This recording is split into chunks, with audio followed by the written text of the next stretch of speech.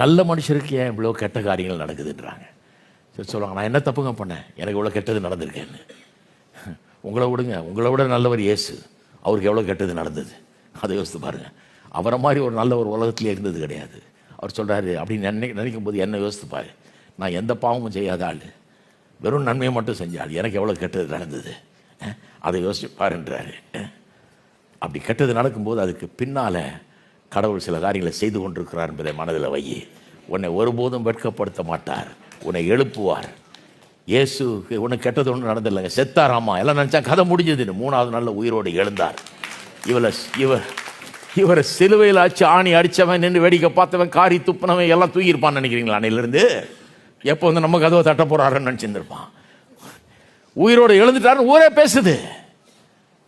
மகிமைப்படுத்தப்பட்டார், உன்னதத்திலே தேவனுடைய வலது பார்சல் உட்கார வைக்கப்பட்டார், எல்லா நாமத்துக்கும் மேலான நாமம் மாறு கொடுக்கப்பட்டது. நான் சொல்கிறேன், கர்த்தர் உங்களுக்கும் அதையே செய்வார்.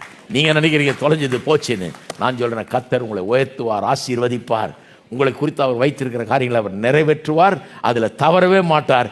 நம்புங்கள், கர்த்தரை நம்புங்க, அவர் கையில் இருக்கிறீங்கன்றதை நம்புங்க.